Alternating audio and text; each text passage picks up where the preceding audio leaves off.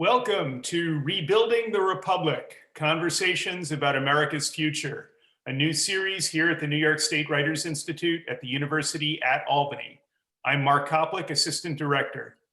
Today's conversation is a new partnership with friends in the Intercollegiate Department of Africana Studies at the Claremont Colleges and the Claremont McKenna College Literature Department in the great state of California. We're thrilled to be here with Dr. Eddie Glaude, one of America's leading public intellectuals, a Time magazine columnist, a commentator on MSNBC, and author of numerous books on the topic of race in America. He's here with his new book, Begin Again, James Baldwin's America and Its Urgent Lessons for Our Own, a New York Times bestseller that has been named one of the best books of the year by media outlets across the country. You can read more about him and his book here on this page. You can also purchase a copy of Begin Again via a link to an independent bookstore here on this screen. Also with us today to lead the conversation is Dr. Derik Jalal Smith, Associate Professor of Literature at Claremont McKenna College, a longtime collaborator on programming at the Writers Institute. Derik was formerly assistant professor in the University at Albany's English department. In 2019, Dr. Smith received the College Language Association Book Award for his book, Robert Hayden in Verse, New Histories of African American Poetry and the Black Arts Era. Derik, it's great to see you again. Thanks a lot, Mark. I appreciate the opportunity to be here. And I particularly appreciate the opportunity to speak with Dr. Glaude here. It's such a great honor to be in conversation with you. And, I'll just say that the insight, of your thinking is, I think, justifiably beginning to shape the way so many of us understand America and its past, its present, and its future. And, I found myself repeatedly in these kinds of quarantine days in Zoom conversation with people, and someone will say, man, I was just watching MSNBC and he just broke it down with such precision and such brilliance. And, one of the things that's so admirable, I think, about the incredible work that you're doing is your capacity to make legible and relevant, like these complex truths about American race and history and race in our society in a way that, is accessible to this wide-ranging audience. And I feel like that's part of the accomplishment of what you've done with the beautiful book on Baldwin here. And the accolades for this book are not in short supply, so I don't have, and we don't have too much time. So, I'll just add my own praise to it by saying that, I feel like the book doesn't really feel like a book about Baldwin as much as it feels in its narrative crafting and its argument. It feels like almost a collaboration between you, Jimmy, like your friend and mentor. And so, I just really wanted to express my appreciation for being here with you. I have a couple questions if you wanted to say anything. No, you have me smiling like a chess cat. I really appreciate that, Doc. Thank you so much. That means a lot to me. Yeah, well, I mean, as I said, it's an honor, right? And, I think I wanted to move right into the into the heart of the book. And for me, I feel it comes out like this axial element of the book comes out in the statement where you're quoting Baldwin and you say, he says, it's the responsibility of the Negro writer to excavate the real history of the country, to tell us what really happened to get us where we are now. And I think one of the fascinating things about the book is the way that you use Baldwin as a mediator and a kind of guide in this excavation of history that you perform in the book. And so I was just hoping you could start us out by saying a few things about this relationship between history, Baldwin, and then your own work as a writer. Yeah, thank you so much for that question, because it gets to the heart of the matter. I had to try to figure out at the level of form how to do at least three things at once, right? One is kind of engage in this close reading of Baldwin, to deal with this kind of historical context and to say something about our current moment, right? So the book is this mixed genre kind of text. So it feels like biography, it feels like memoir, it has memoir, kind of aspects to it. It has literary critical aspects to it. It has so it's a kind of form of social criticism. So I had to figure out how to move back and forth. And you hit it, you're so right that it's not a book so much about Baldwin, but rather me writing with him about our moment, trying to contextualize our moment by drawing on his own insight, his own experiences, his moment. And so there's this sense in which I return to what he called his ruins, right? To kind of mine resources, to say something about what seems to be familiar to me as a reader of him, right? So how then might I speak to this ongoing refusal of the country to actually grow up, to examine itself without the crutch of its myths and its legends? And because Trump was just simply the latest fantasy, you know? And so I was trying in some sort of way to write that kind of book. And when I first wrote it, man, when I put out the first few chapters, I gave it to Michael Thelwell, who wrote The Harder They Come and was the co-author with Kwame Ture of his autobiography, was also active in SNCC. And I also gave it to my editor. And, you know, I remember visiting Thelwell, and he's like, man, I thought you were a smart guy. And it was in thick Jamaican patois. You know, I thought you were a smart guy. This doesn't make sense, right? And it was because I was trying to figure out at the level of the writing on the page, how to move back and forth, how to invoke history, how to walk with Baldwin and maintain my own writerly voice at the same time. So initially it didn't come out right. So we had to do some crafting, as it were. Well, in a way, I think for all the writers out there, it's sort of merciful to hear you say that it didn't come out right the first time, because you know, it's such I think one of the beautiful things about the book, right, is that its form kind of recapitulates its argument, right? So like in one moment, like this is the thing that I was very aware of as I was reading. In one moment, I find myself in 2017, and then the next moment I'm back in 1968. And then I'm back in 1868, and then I'm back into the present, you know? Right. As though like that, in a way that, as you pointed out, I think is really rare actually in cultural criticism, you're able to sort of use the form of the book to advance the content of your argument. And you know, I think, you know, again, you know, I'm a very limited reader of Baldwin, but it seems to me that it's, you know, you're drawing from inspirations beyond Baldwin when you do that, like that formal kind of like, you know, sort of what we call kind of like temporal accumulation, where everything's sort of in one sort of seamless kind of moment of time. Were there other sort of writerly inspirations that you drew from, would you say? Well, you know, I think, actually, you know, I think at the heart of it is, you know, me reading Proust, thinking about time and memory, okay. You see?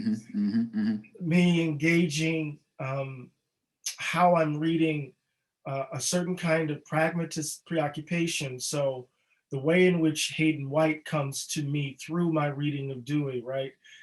And how that becomes a resource, the way in which I unlocked the riddle of No Name in the Street. So the spine of the book is my engagement with Baldwin's book, No Name in the Street, which was published in 1972. And this is the first book Jimmy writes after the assassination of King.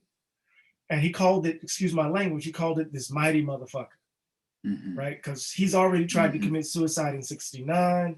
He's collapsed, he's fallen into pieces. And so he's really struggling how to tell this story, this compressed history. What happens between Brown v. Board and the Montgomery bus boycott and Angela Davis being on the cover of Newsweek and on the FBI most wanted list of what happened to Bunchy Carter and all this. He's trying to, what happened in this compressed period of time? And so formally, No Name in the Street is a book that reads like trauma and wound. So it's constantly folding back on itself.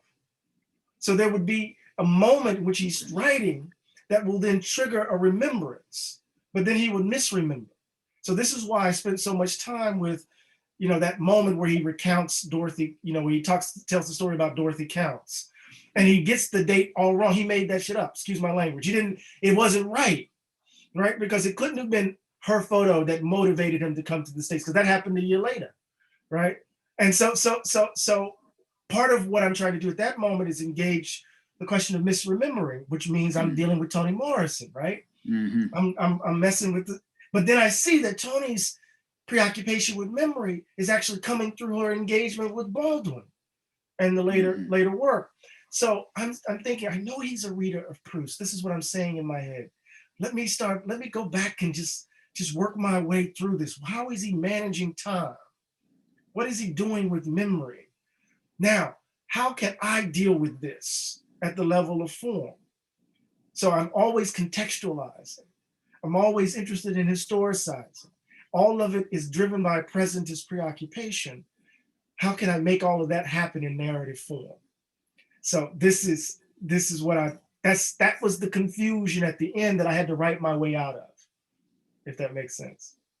Wow, that's beautiful. And I mean, it's also wonderful to hear you describe the way in which there's all of these various threads, roots that, you know, can be, you know, felt within the text, you know, and I really just, I mean, I was feeling that. I was feeling the way that this is such a kind of a formal exercise, right? It's not, as I was saying, it seemed to me more than a kind of, you know, your average piece of cultural criticism, you know. Thank you. Of course, at the same time, there is, you know, a lot of interpretation of history and culture going on in a sense that is, you know, that's very usable. And so one of the things that I wanted to sort of bring up is that, you know, the beauty of your characterization of Baldwin, I think this is probably true of any good biographical writing, is that you set him in relation to others, right? And so there's some kind of effort to find consonance and dissonance between him and other figures who we are, you know, conversant with.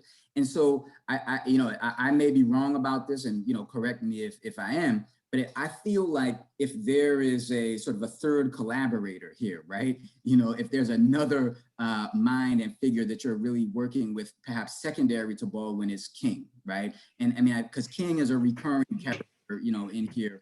And I'm particularly drawn to this one moment in the book where you describe the meeting between King and Baldwin in Anaheim, just down the road from where I am right now.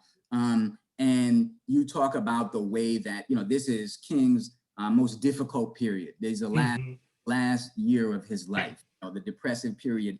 And you describe the temperamental distance between King and Baldwin. And then you write that King was the preacher, Baldwin the poet, and of course, the two are interchangeable.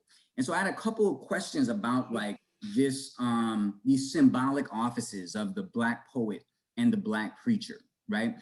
Because, you know, it seems to me in that period of the, you know, mid-20th century freedom struggle where, you know, we kind of have that chance and miss out on the opportunity to begin again, there was a radical transformation going on, not just sort of in American society at large, but also within Black community, right? And sort of Black America. And a lot of it had to do with the evolution and maybe the devolution of the Negro church, you know, into the Black church, right? And so the poets, in my understanding, you know, and maybe Baldwin is chief among these, right? They bring withering attack to the church, right? And particularly to the station of the office of the Black preacher, right?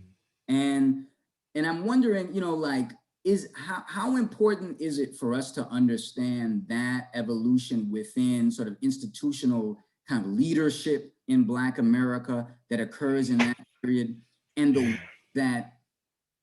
way that, you know, people like Baldwin and these other intellectuals are not following King within the grounding of the church. It's like they've gone beyond, outside of the church, maybe to the promise of liberal democracy or something like that, in a way that was different from King.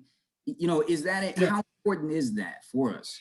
Well, I think it's absolutely key, right? Because one of the, the anchor of that chapter is um, it's not so much the story about the Anaheim event, right? That gives you the narrative hook that both of them are in this moment in their lives where they feel that they have to re-narrate the movement because the movement is being conscripted into this story of American exceptionalism. That King is trying to address a movement that is feeling as if it's collapsing right in front of him. Baldwin is trying to address, right, what has happened to those young people who risked everything, right? But what's interesting is that the anchor of the piece of the chapter is the Harper's Magazine piece, The Dangerous Road Before King, that Baldwin writes in 61. Because Baldwin has already peeped what King will face, right, with the burgeoning student movement. Because Baldwin has seen the student sit-ins and the radicalization of young people as a fundamental challenge to a particular leadership model that relies on a kind of custodial form of Black politics, as Adolph Reed would describe it, right? And so Baldwin he already sees the dangerous road ahead of King, is that he will not be able to deliver because he's going to be caught between this kind of generational shifts, an older form of Black leadership that relied upon the crumbs from the table, and these younger folk who were demanding a different way of being in the world, that they weren't going to be the Negroes anymore, as it were.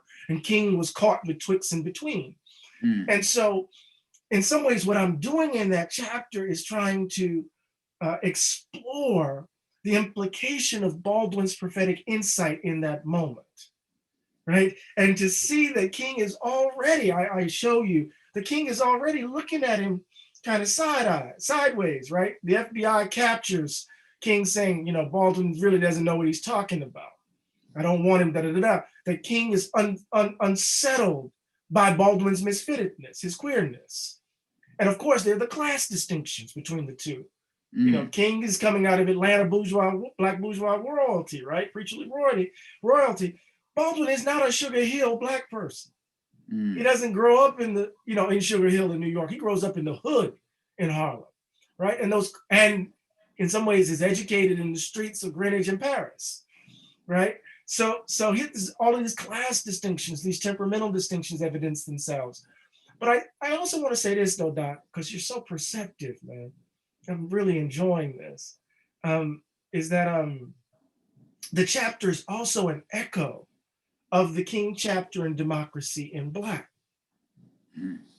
So King's dream. I'm dealing with the way in which King is appropriated to sanctify and justify a certain kind of politics in Democracy in Black, and then I turn around and return to him and Begin Again as an echo of the chapter in that book, and they should be read together.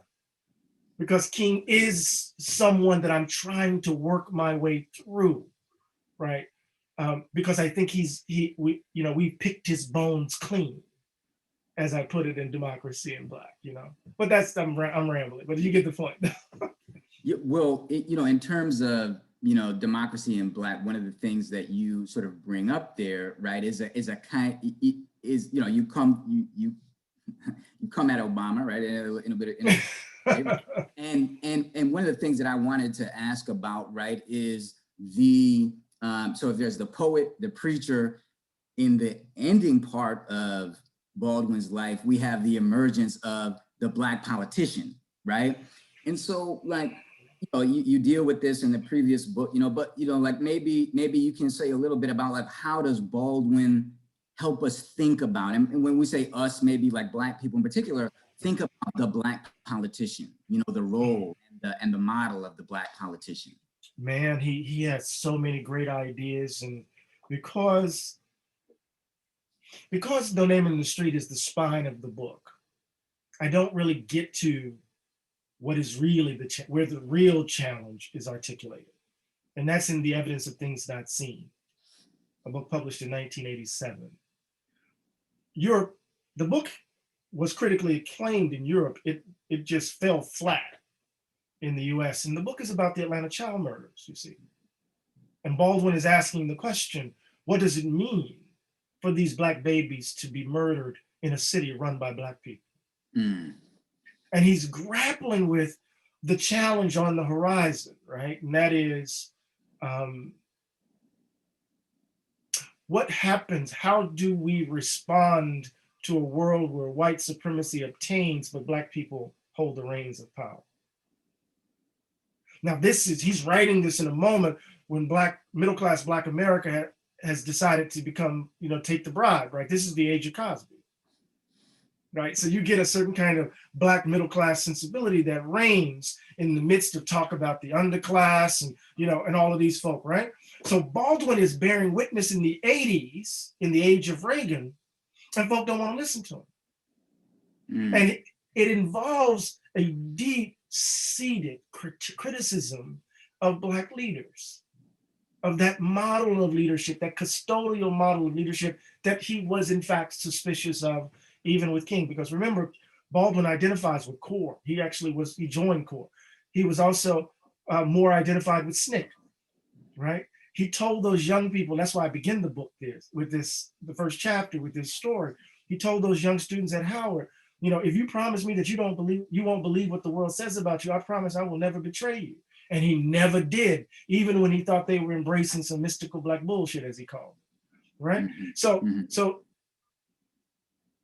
there is a reason why the later Baldwin, Brother Derik, is often viewed as read as a moment of decline. And I want to suggest, as I hope one of the arguments in the book, is that it's not a period of decline at all. It's actually where he's doing his most innovative work and offering his most trenchant criticism, particularly of Black politicians and Black leaders. Mm. So, there's so many things that, that I love to ask about the book, and so I'm just going to jump around here a little bit. And I think this can kind of be attached to the idea of, the Black politician perhaps in the neoliberal era, right? What we would think of as a neoliberal era. And, I'm always struck by how frequently it seems throughout his corpus, Baldwin returns to the idea of the price, right? The price that must be paid for something. And I kind of feel like in the back, that's somehow attached to this, the importance of capitalism and the marketplace in American culture and society. And, so much of it governs kind of American existence.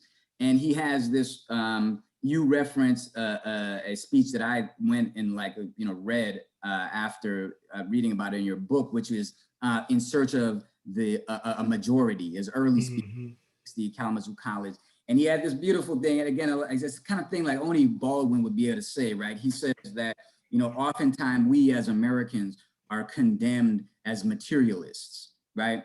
But then he says we are actually much closer to being metaphysicals because no one is ever expected from things the miracles we expect, right? So, so like it seems as though, again, since the passing of Baldwin, in these neoliberal years, it seems to me that we've only descended further, right, into like an absurd kind of belief in the miracles of things and commodities, right? This kind of like commodification of so much of American culture. Can you speak a little bit to, maybe your own thoughts, but also what Baldwin might tell us about like the prospects of the Black freedom struggle in this kind of fully commodified culture? Oh my God. And what does it mean for what you've termed the value gap, right? The kind of the way in which, the practice of valuing white lives more than Black lives and other lives, what's the,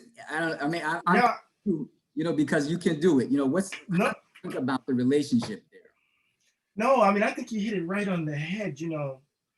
What does it mean to think about what Wendy Brown calls the political rationality of neoliberalism, right? Under conditions of capture. So, or it could take the form of prosperity gospel, right? Even where it morphs a certain kind of theological imagination where you sow your seed and that seed will somehow generate blessings as if it's almost a Wall Street investment portfolio, right? And it also fits perfectly with this idea that if you are not blessed, that it's somehow your fault, right? Or we can think about it in terms of, what that political rationality is in its details, right? And that is the evisceration of any robust conception of the public good, because we've been transformed from people in community with each other to self-interested persons in competition and rivalry, right?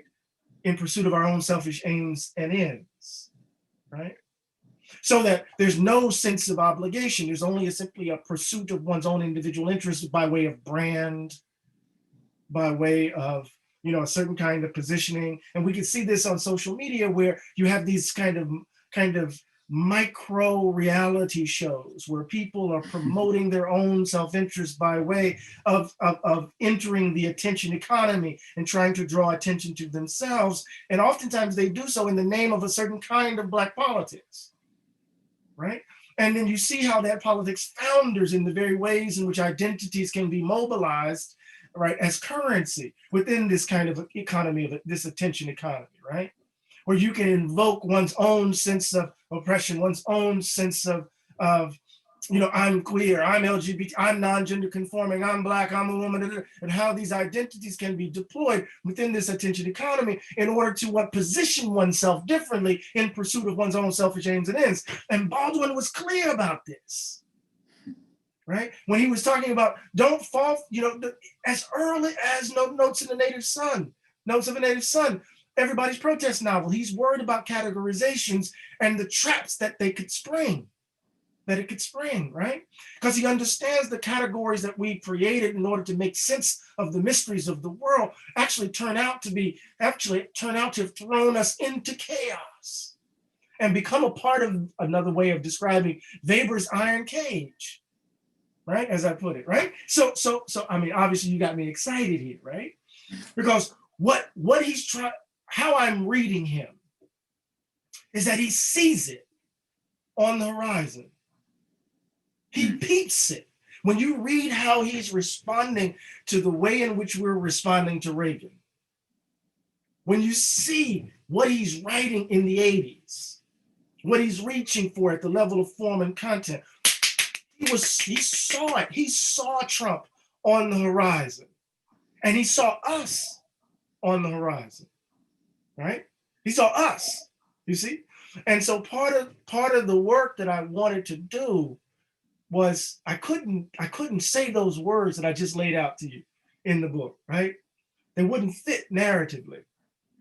I had to figure out how to set up, right? Which is the next book, because it's a trilogy. Democracy in Black, Begin Again, and the book I'm working on now is entitled After This. So you got the value gap as the center of one book, you got the lie at the center of the next book, and then the choice, which is at the center of the last book, right, in the trilogy.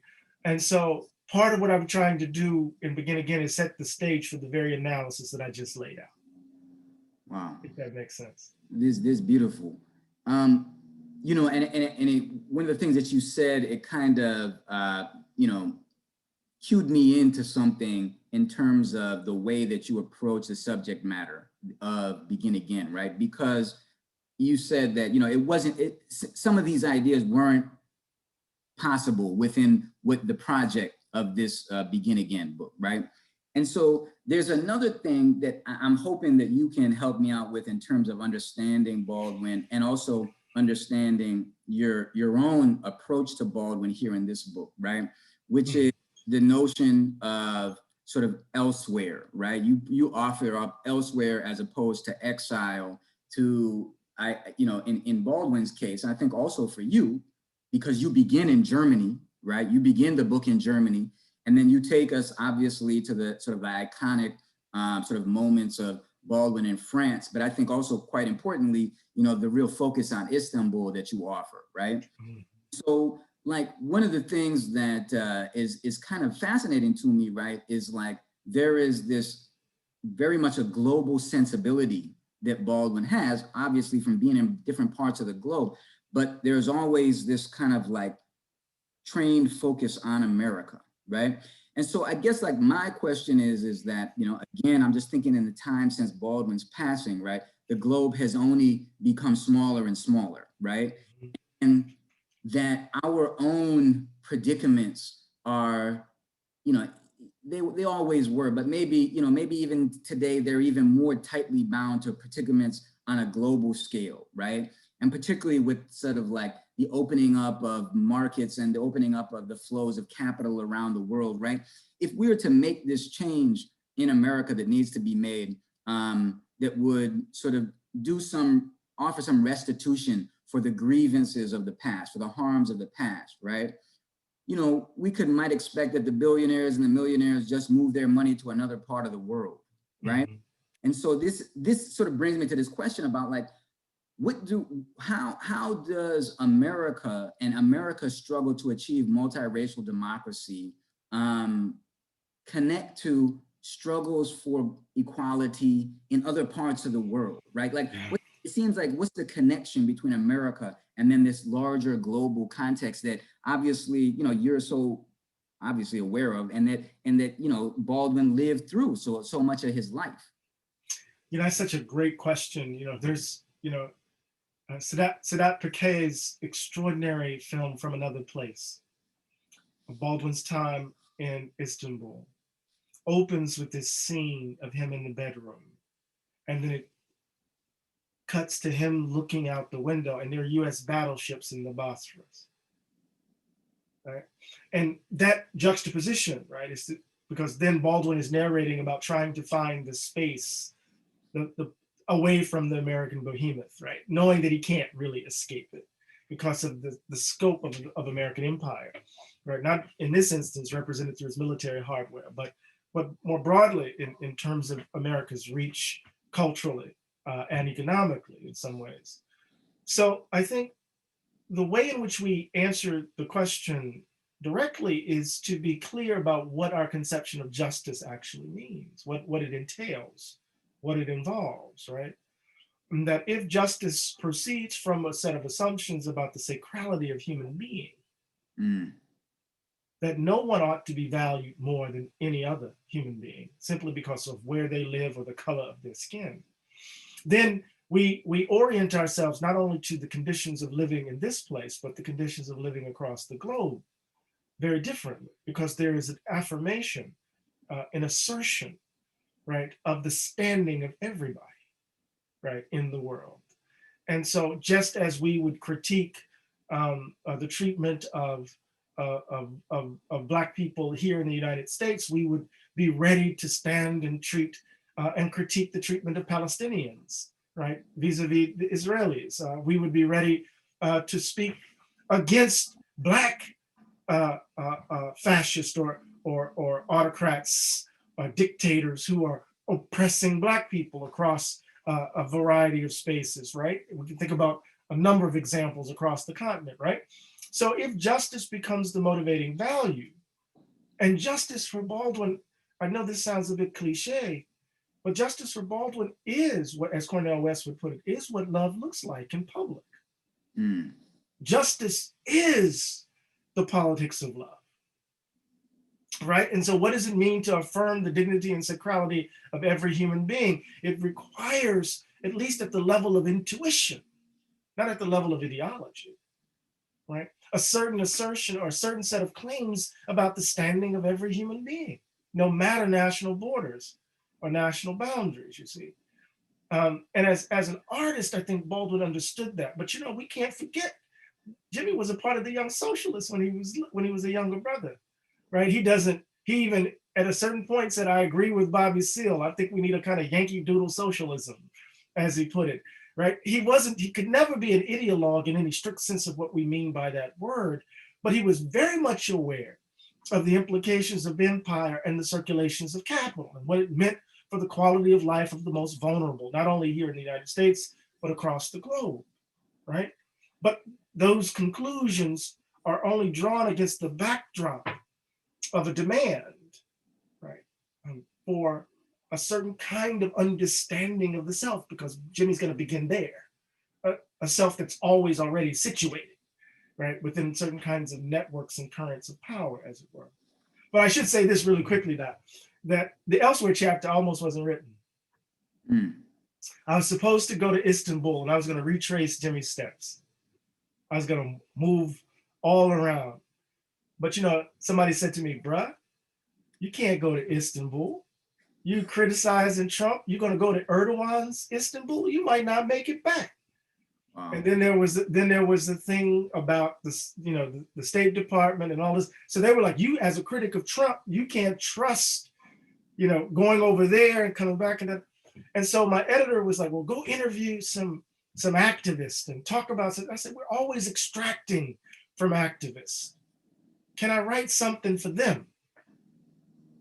And so the Elsewhere chapter is my gift in some ways, through a reading of Baldwin's kind of,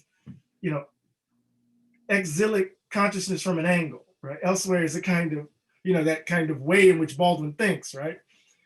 What does it mean to tell folk who are risking everything in this moment that you need to find your elsewhere? And in the background of that whole chapter is this argument I'm having in my head that I'm choreographing between Edward Said and Michael Walzer, right?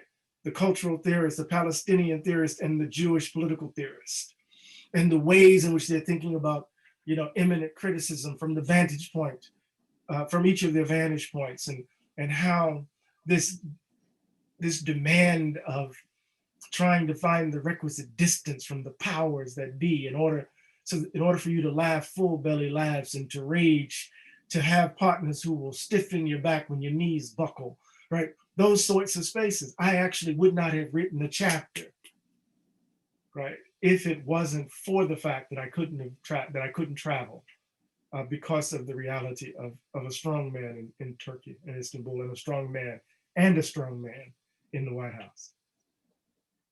I appreciate these answers and this kind of like, looking into the kind of like the frameworks of the writing process that brought this into being.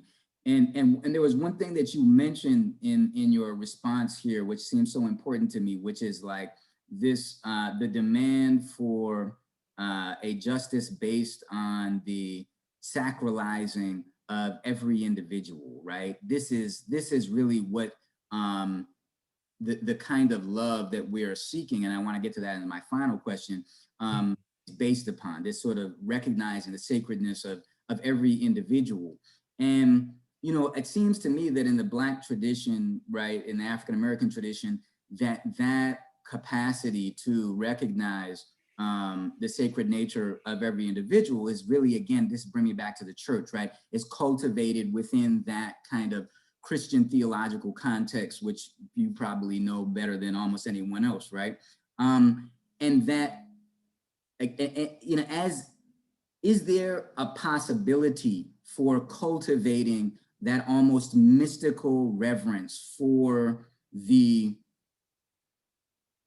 soul, for the sacred in each individual, outside of like religion, outside of the church? And it seems that, this is what Baldwin is after, right? But like, it seems like this is what should be at the heart of liberal democracy, but liberal democracy is not really able to kind of like deliver these kinds of thick bonds of recognition between people, right? That have almost like something more than a rational justification, but have like almost like a spiritual justification. If I'm making any sense there, you know what I mean? Absolutely, absolutely.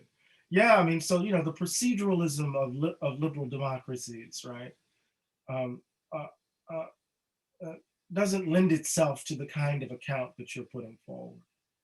We often find this idea of one's relationship to one's fellows as being over and beyond what laws or negative freedom suggest, as kind of being a part of what we might think of as communitarian views, right? But Baldwin, I think you're absolutely right. I mean, you cannot read Baldwin without understanding that he was a preacher at the age of 14, that he left the church, but the church never left him. When you try to, being a reader of Baldwin, you have to understand his bibliography. You have to not only understand the way in which he's engaging with Dickens and Proust and Henry James and the like, but you have to also understand the way in which he's shaped by the Black homiletic tradition, the way in which the King James Bible is informing his rhetoric and the like.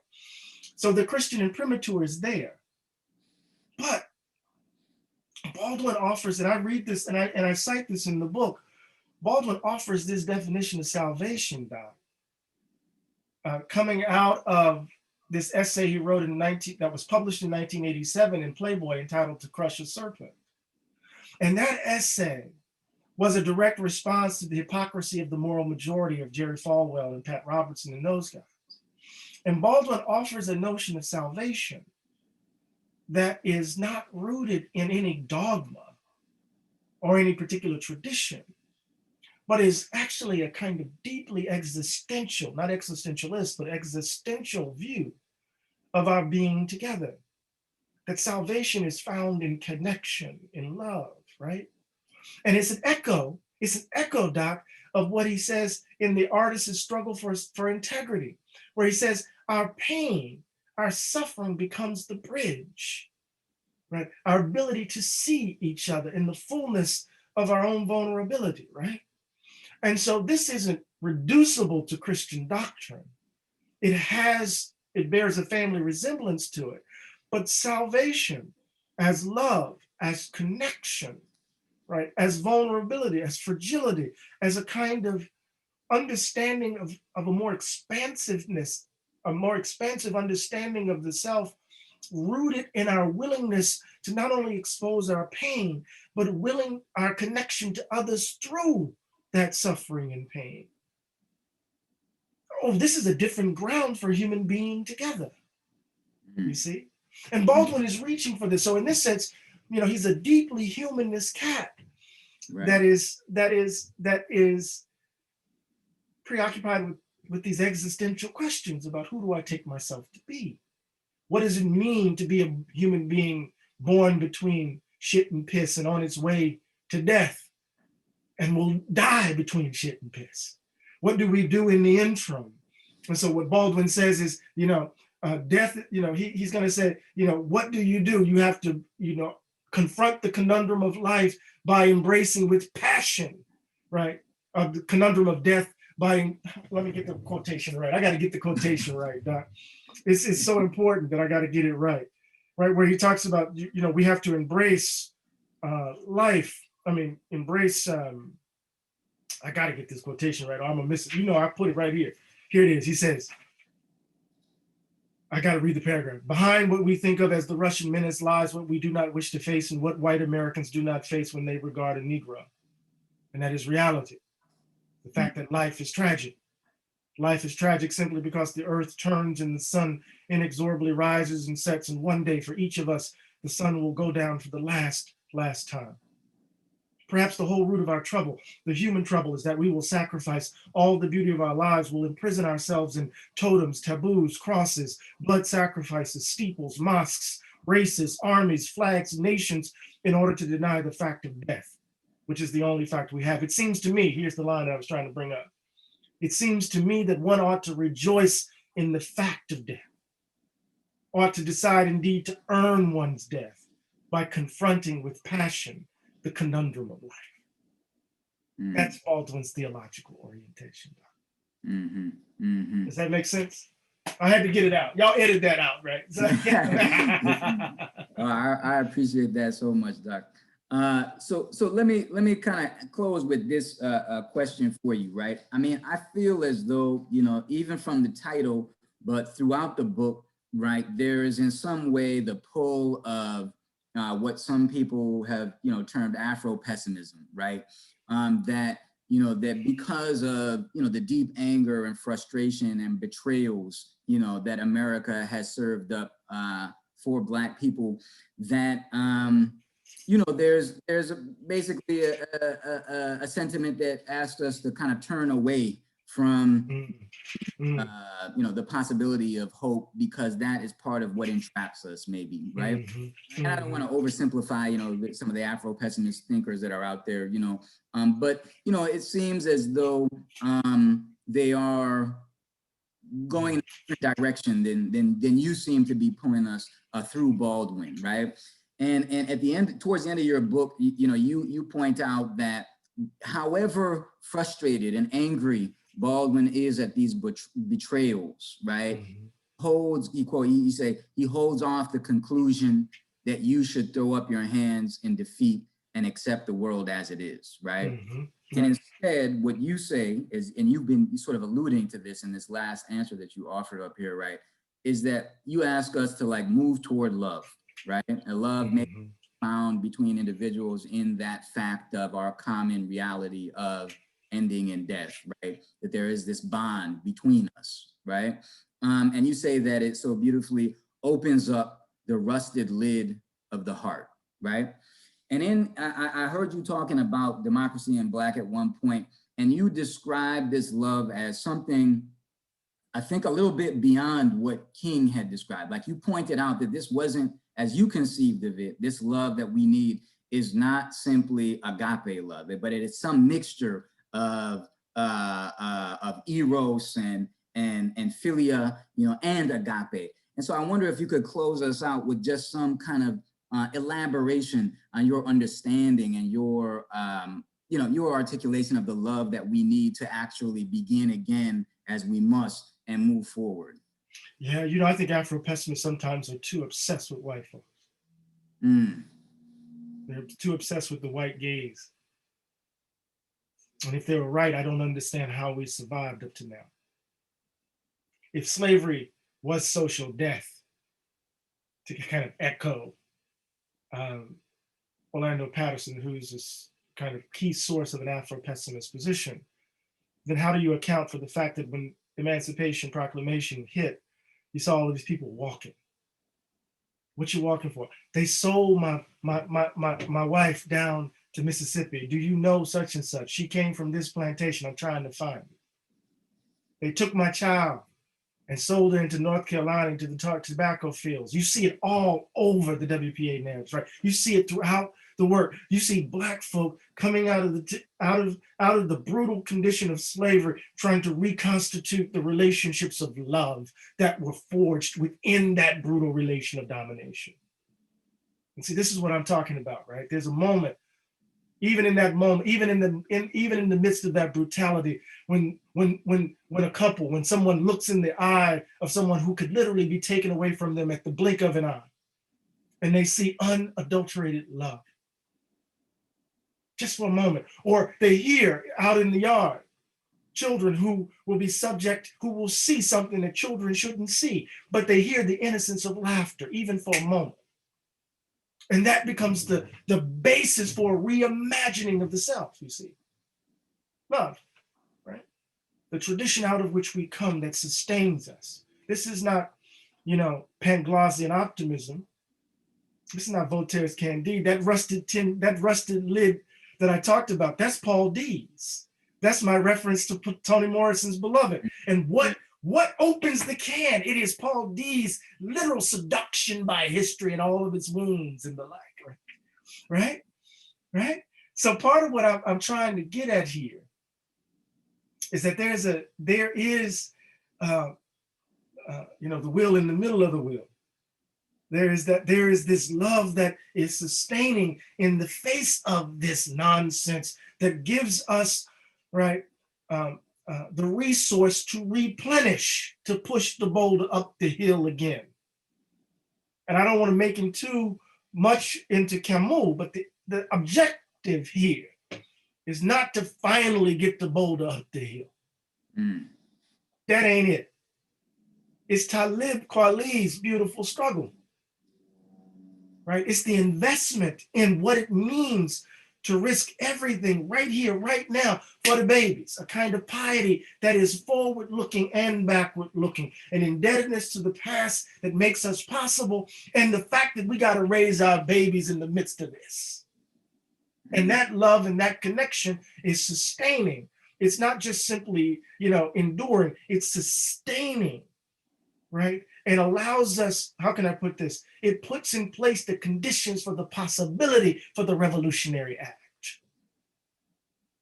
You know, so I think Afro-pessimists, that's why they have to jump into Afrofuturism if they want to say anything. They got to jump out of the world because they've circumscribed what they can do in the world. Right? So they got to jump out and find the language. They got to go sunrise something. You know, they got to figure out a way to say something. They have to imagine new worlds because of the description of the world in which they're in. I'm too much of a pragmatist for that. right? And so, for me, I should say this, right? There's no guarantee. All of this could end in shipwreck, to echo William James. There's no guarantee. But you know what? It all depends on what we do. That's what Toni Morrison said in the Nobel lectures. It's in our hands. I have to believe that, or I'll blow my brains out. We have to be able to have an impact on this world, right? I think a lot of people, and I get passionate when I talk about this, Doc, because a lot of people will invoke Afro-pessimism as part of that neoliberal strategy to justify their own willingness to take the bribe.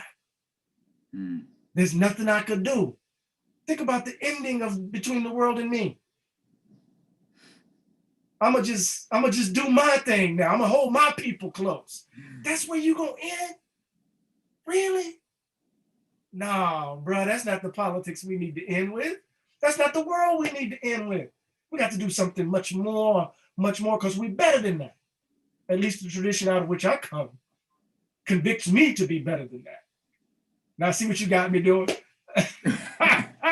I love it, man. This, it's like, it's so refreshing to hear real talk, because a lot of times, we don't get down to the ultimate sort of motivations, and I really appreciate just the candor and obviously the continual brilliance that you bring to these kinds of discussions, and also through the book. It's more important people than myself have said it, but the book is powerful, and I think in this conversation, if we are not already convinced that we have to deal with Baldwin really in a robust way, the book shows it, and so I'm just so grateful and appreciative of you, and I really just want to thank you for spending your time with us. Thank you so much. I want to thank you for being such a close reader and getting all of this out of me. I really appreciate you, Doc. Thank you. Yeah, man. Yeah, thank you. Thank you for the book is Begin Again, James Baldwin's America and Its Urgent Lessons for Our Own. It's available for purchase from an indie bookstore via a link on this screen. Thanks so much, Eddie Glaude and Derik Smith. Y'all take care and stay safe, okay? Let me remind you that this and all our author interviews are posted on the Writers Institute's YouTube channel, and you can find them at The Conversation on our website, New York State or NYSWritersInstitute.org. And please follow us on Facebook, Twitter, and Instagram. If you wish to support future programming like this, you can make a donation at our website. To our online audience, thanks so much for tuning in. Be well.